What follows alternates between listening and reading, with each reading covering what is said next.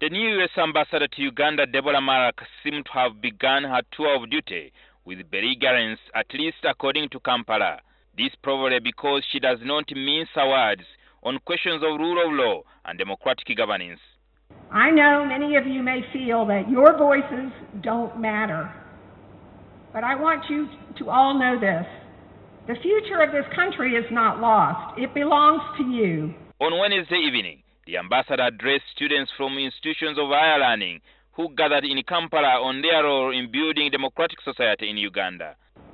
A stronger democracy and a government that is accountable to its people will create an environment where all Ugandans can thrive. Because by simply accepting the status quo, you only guarantee that things will remain the same. Your job as young people is to push hard. The diplomat questioned Uganda's democratic path and spoke out against the violation of civil liberties, especially of opposition leaders like a former presidential candidate, Colonel Dr. Kizza Besigye. These rights are guaranteed in Uganda's laws and its constitution, and the government should not sacrifice these rights in the name of stability.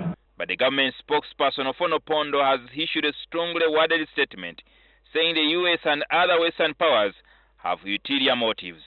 In a phone interview with the NTV, he said the ambassador and others of her like are hell-bent on tainting President Museveni's image and questioning the legitimacy of his government.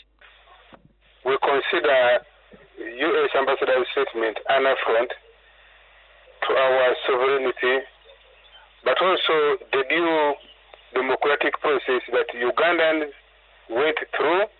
They haven't been kind to Uganda either, and particularly to President Museveni. You cannot constantly accuse somebody who has scored 60% in their own country who scored 60%. Why are they only looking at the presidential results of a complainant who has failed to adduce a single evidence? They haven't been kind to Uganda, they haven't been kind to presidential candidate Yoweri Museveni, and there's no reason why I should be kind to her.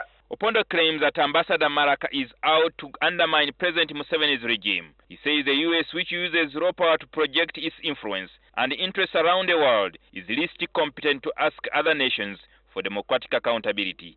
For Ambassador Malac, if the U.S. is such a good democracy, why is Edward Snowden finding sanctuary in Moscow?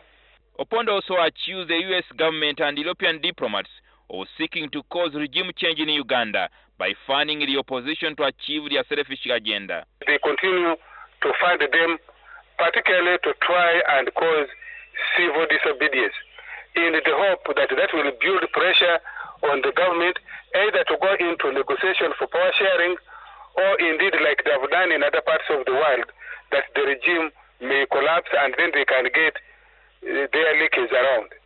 Opondo seemed to have picked a cue from his boss, President Yoweri Museveni. Soon after his re-election was announced on 20th February, the president addressed journalists at his country home in Rwakitura district and asked Western powers to keep off Uganda's politics. So those Europeans, they are not serious, and